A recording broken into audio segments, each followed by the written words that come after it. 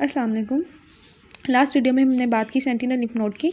अब हम बात करेंगे कि हमेशा लिम्फ नोड जब इनलार्ज हुआ है तो इसका मतलब ये नहीं है कि मेटास्टेसिस हो रही है, कैंसर सेपरेट कर रहा है। बाज़ औक़ात ये भी होता है कि जो नियोप्लाज्म है वो कुछ ऐसे नेक्रोटिक उसके आप समझ लें कि नेक्रोटिक प्रोडक्ट उसके रिलीज़ हो रहे हैं या कोई ऐसे एंटीजन रिलीज़ हो रहे हैं जिनकी वजह से इम्यूनोलॉजिक रिस्पॉन्स नोड में स्टार्ट हो गया और उस इम्यूनोलॉजिक रिस्पॉन्स की वजह से नोड्स के जो फॉलिकल्स हैं उनमें हाइपरप्लेजिया हो रहा है, तो लिम्फ एडिनाइटिस हो जाता है। मतलब कैंसर ने सेपरेट किया, सिर्फ नेक्रोटिक प्रोडक्ट की वजह से वहाँ पर हाइपरप्लेजिया हो गया है।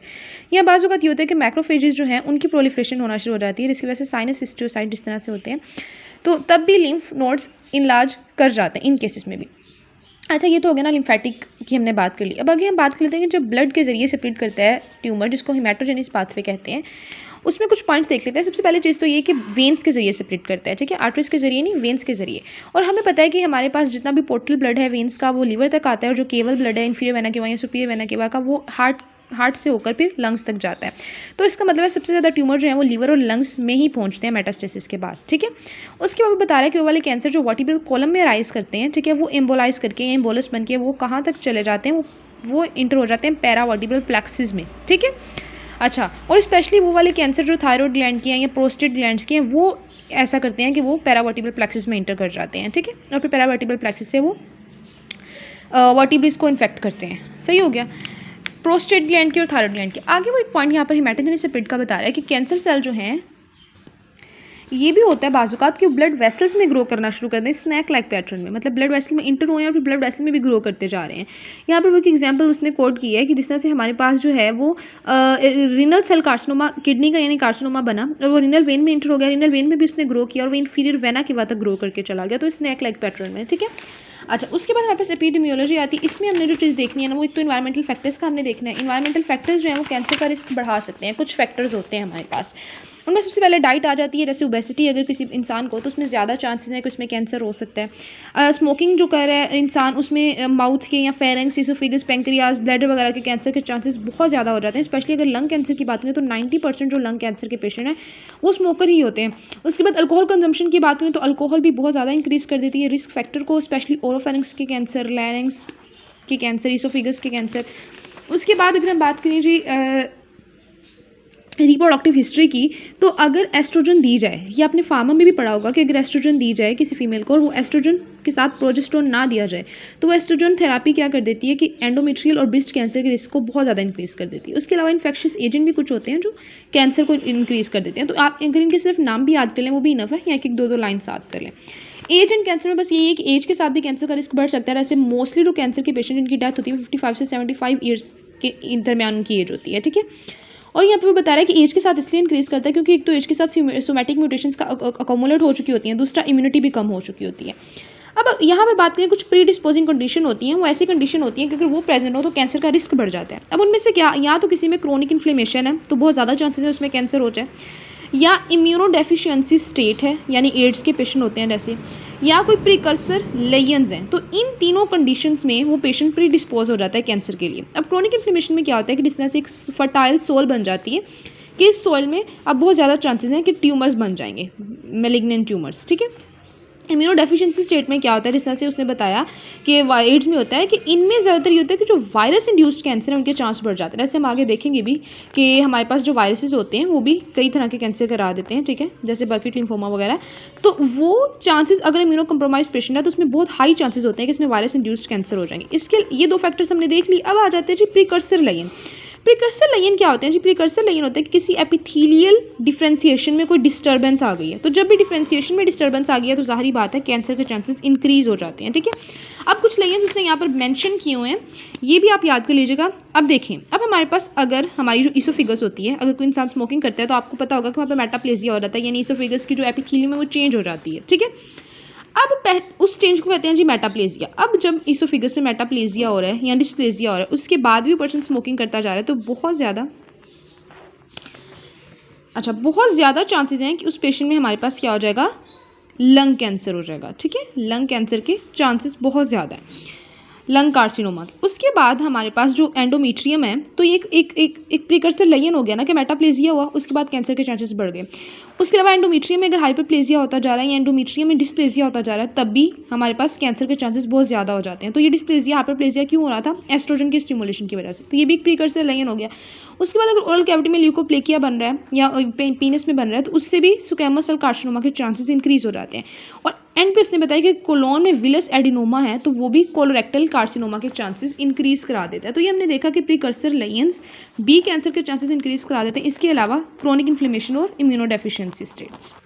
अच्छा, जो टेबल है ना इस चैप्टर के, वो भी बहुत इंपॉर्टेंट है, वो मैं एक अलग वीडियो बनाऊंगी। पहले आप यहाँ से हम रीडिंग करते हैं, उसके बाद टेबल्स की मैं एक पूरी वीडियो बनाऊंगी जिसमें हम सिर्फ टेबल्स और फिगर्स देखेंगे।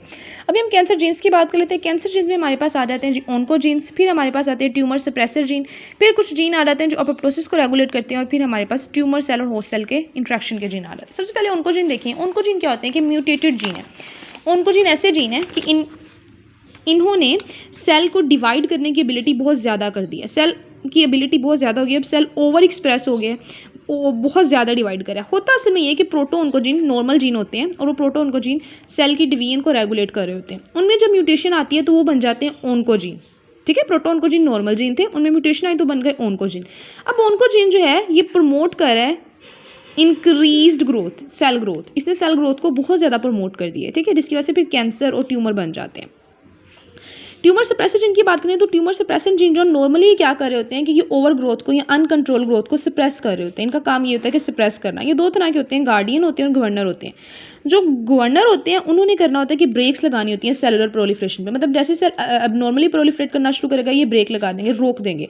और जो गार्डियन होते हैं उन्होंने एक चेक रखना होता है, एक नज़र रखनी होती है कि कहीं पर कोई म्यूटेशन वगैरह तो इंड्यूस नहीं हो रही। जहाँ पर उन्हें लगे कि कोई जीनोम में चेंज आया, कि म्यूटेशन हुई है, तो ये प्रोलिफरेशन को रोक देते हैं। अब गार्डियन में या गवर्नर में किसी भी तरह के ट्यूमर सप्रेसर जीन में अगर म्यूटेशन आ जाएगी तो ये अपना काम नहीं करेंगे, तो सेल प्रोलिफरेशन को नहीं रोक पाएंगे और अनकंट्रोल प्रोलिफरेशन शुरू हो जाएगी। ठीक है, अच्छा, उसके बाद आगे जो जीन दैट रेगुलेट अपोप्टोसिस। अब कुछ जीन होते हैं उनका काम होता है अपोप्टोसिस को रेगुलेट करना। उनमें से कुछ जीन होते हैं जिन्होंने अपोप्टोसिस करवानी होती है, कुछ होती है जिन्होंने अपोप्टोसिस रोकनी होती है। अब ऐसे जीन्स में अगर म्यूटेशन आ जाए, मतलब जिन्होंने रोकनी थी उनमें म्यूटेशन आ गई है, अब वो अपोप्टोसिस को बहुत ज़्यादा उन्होंने रोक दी है। ठीक है, नहीं मतलब हम ऐसे कह सकते हैं जिन्होंने रोकनी थी उन्हें म्यूटेशन आ गई, अपोप्टोसिस को बहुत ज़्यादा रोक रहे हैं। ठीक है, म्यूटेशन आ गई है ना, तो उन्होंने रोकनी थी लेकिन अब वो इतनी रोक रहे हैं कि कैंसर सेल में अपोप्टोसिस हो ही नहीं रही। और वो जीन्स जिन्होंने प्रमोट करनी थी अपोप्टोसिस उनमें म्यूटेशन आ गई और वो अपोप्टोसिस नहीं करा रहे। ठीक है, तो ट्यूमर सप्रेसर जीन ऑन्कोजीन सबसे ज़्यादा इंपॉर्टेंट है। इसके अलावा ये वाले जीन्स भी इंपॉर्टेंट है, वैसे अपोप्टोसिस वाले भी। आगे हम अगर चलें तो हमारे पास आ जाती है ड्राइवर म्यूटेशन और पैसेंजर म्यूटेशन। ड्राइवर, अब हमारे पास हमें ये तो हमने पहले ही पॉइंट से पढ़ लिया था कि कैंसर सेल में म्यूटेशन आती हैं डीएनए में। अब ड्राइवर म्यूटेशन क्या होती है? वो वाली म्यूटेशन जीन में जो डायरेक्टली पूरे के पूरे सेल को चेंज कर दे, सेल की एक्टिविटी को चेंज कर दे और प्रोग्रेशन कराए कैंसर की। और पैसेंजर म्यूटेशन होती हैं थोड़ी बहुत छोटी छोटी म्यूटेशन जो डीएनए में आती हैं, जो ओवरऑल सेल की एक्टिविटी को चेंज नहीं कराती। बस डीएनए में थोड़ा बहुत चेंज आ गया लेकिन सेल की एक्टिविटी को उन्होंने इफेक्ट नहीं किया। न्यूट्रल सी म्यूटेशन होती हैं। ठीक है, अब नॉर्मली पैसेंजर म्यूटेशन करवाती तो नहीं है, कोई भी सेलुलर एक्टिविटी को इफेक्ट तो नहीं करती, फंक्शन को सेल के आल्टर तो नहीं करती। ड्राइवर म्यूटेशन आल्टर कर देती हैं लेकिन पैसेंजर म्यूटेशन आल्टर नहीं करती। लेकिन पैसेंजर म्यूटेशन भी कुछ केसेस में इंपॉर्टेंट होती हैं। जैसे अब कार्सिनोजिन एसोसिएटेड जो कैंसर होते हैं, वो वाले कैंसर जो कोई कार्सिनोजिन करवा रहा है, उस केस में ये होता है कि मोस्टली जो जीनोमिक डैमेज होते हैं ना, वो उस कार्सिनोजिन की वजह से तभी होता है अगर पैसेंजर म्यूटेशंस मौजूद हों।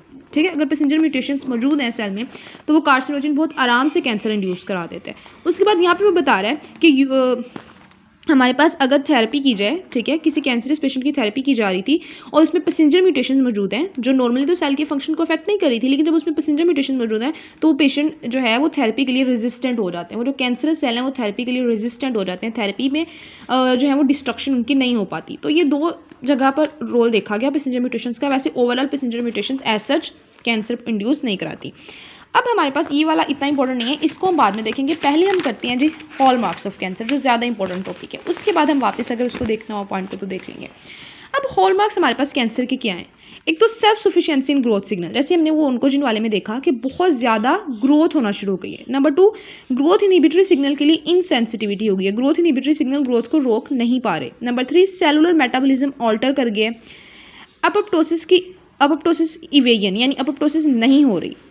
लिमिटलेस रेप्लिकेटिव पोटेंशियल, जो रेप्लिकेशन का पोटेंशियल है वो बहुत ज़्यादा हो गया। एंजियोजेनेसिस बी हो रही है। मेटास्टेसिस या इन्वेजन भी कर रहा है और इम्यून सर्विलेंस के लिए भी से भी बचता जा रहा है, इम्यूनिटी से भी बचता जा रहा है। तो ये आपने पहले नाम याद कर लेने हैं। ये सारे हमारे पास क्या हैं, hall marks of cancer. Hall marks of cancer का क्या मतलब हुआ कि all cancers display 8 fundamental changes, कि जितने भी कैंसर सेल हैं उन सब में ये 8 फंडामेंटल चेंजेस आते हैं उनकी फिजियोलॉजी में। तो इन फंडामेंटल चेंजेस को हम क्या कहते हैं, हॉल मार्क्स ऑफ कैंसर। यानी बहुत ज़्यादा ग्रो करेगा, इनहिबिटरी सिग्नल को रिस्पॉन्स शो नहीं करेगा, अब प्रोसेस बी नहीं होगी, रेप्लिकेटिव पोटेंशियल बहुत ज़्यादा है, एंजियोजेनेसिस यानी बहुत सारी ब्लड वेसल्स भी बनाएगा, इन्वेजन और मेटास्टेसिस भी करेगा।